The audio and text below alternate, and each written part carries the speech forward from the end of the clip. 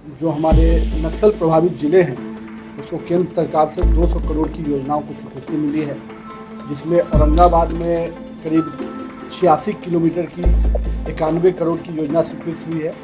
गया में 40 किलोमीटर की 40 करोड़ की योजना स्वीकृत हुई है। वैसे ही बांका में 61 किलोमीटर की 72 करोड़ की योजना स्वीकृत हुई है। तो करीब 202 करोड़ की योजना को केंद्र सरकार ने नक्सल प्रभावित इलाकों के लिए मंजूरी किया है।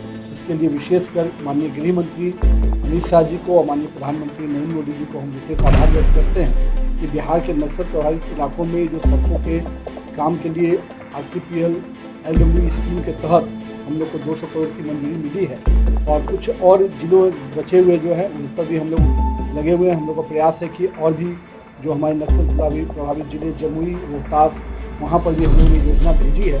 उम्मीद है कि अगले 2 महीने तो मानना है कि ये निरा कुश्ती लड़ रहे हैं, कहीं ना कहीं जनता में भ्रम फैलाने का प्रयास कर रहे हैं। और सबसे बड़ी बात है कि कांग्रेस हाशिए पे फिर से दिखी।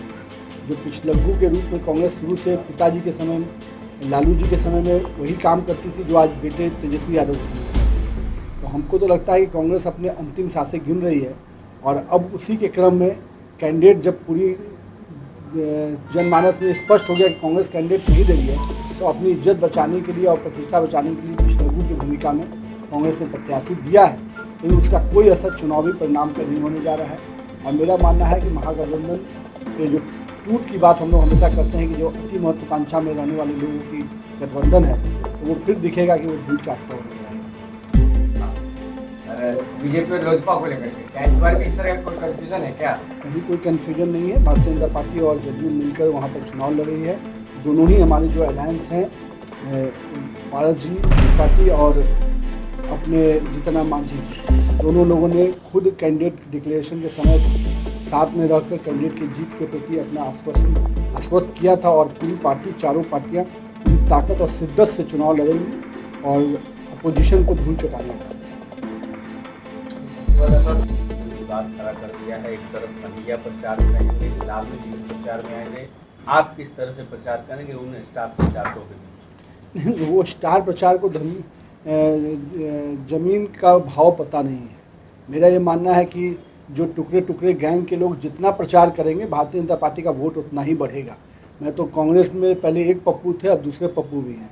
तो मेरा ये मानना है कि कांग्रेस के प्रचार से भारतीय जनता पार्टी को जो पहले आधा फ़ायदा मिलता था, अब दुगना फ़ायदा मिलेगा। और ऐसे जो कन्हैया टाइप के जो लोग रहेंगे तो निश्चित रूप से भारतीय जनता पार्टी और NDA के कैंडिडेट की जीत भी सुनिश्चित है। और मेरा मानना है कि मैं तो उनको निमंत्रण दूंगा कि राहुल जी और कन्हैया जी आए और तेजस्वी जी प्रचार करें। भारतीय जनता पार्टी और NDA का प्रचार उसी में हो जाएगा। RCP सिंह ने कल कहा है कि सिंबल को लेकर के ठीक से प्रचार करना है। रिपोर्ट के बाद सर CM संतुष्ट नहीं है, आप लोग संतुष्ट हैं? देखिए, नीति आयोग के जो भी सुझाव हैं, जो समय समय पर राज्यों को अपने अपने विकास के जो मापदंड स्थापित किए गए हैं, बिहार भी एक ऐसा अग्रणी राज्य है जो विकास के मापदंड पे आगे बढ़ रहा है। समय समय पर विभिन्न राज्य सरकारें अपना सुझाव देती हैं, उस पर समय समय पर नीति आयोग निर्णय करता रहा है।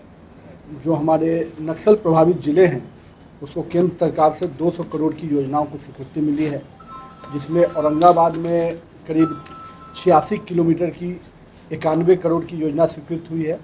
गया में 40 किलोमीटर की 40 करोड़ की योजना स्वीकृत हुई है। वैसे ही बांका में 61 किलोमीटर की 72 करोड़ की योजना स्वीकृत हुई है। तो करीब 202 करोड़ की योजना को केंद्र सरकार ने नक्सल प्रभावित इलाकों के लिए मंजूरी किया है। इसके लिए विशेषकर माननीय गृह मंत्री अमित शाह जी को और माननीय प्रधानमंत्री नरेंद्र मोदी जी को हम विशेष आभार व्यक्त करते हैं कि बिहार के नक्सल प्रभावित इलाकों में जो सड़कों के काम के लिए RCPL LW स्कीम के तहत हम लोग को 200 करोड़ की मंजूरी मिली है। और कुछ और जिलों बचे हुए जो हैं उन पर भी हम लोग लगे हुए हैं। हम लोग का प्रयास है कि और भी जो हमारे नक्सल प्रभावित जिले जमुई, रोहतास, वहाँ पर भी हम लोगों ने योजना भेजी है। उम्मीद है कि अगले 2 महीने में वहाँ पर भी हम लोग को स्वीकृति मिलेगी। रिपब्लिकन न्यूज से जुड़ने के लिए सब्सक्राइब बटन दबाकर चैनल को सब्सक्राइब करें। नोटिफिकेशन प्राप्त करने के लिए यहाँ बेल को दबाएं। वीडियो अच्छा लगे तो लाइक करें और दोस्तों के साथ शेयर करना ना भूलें।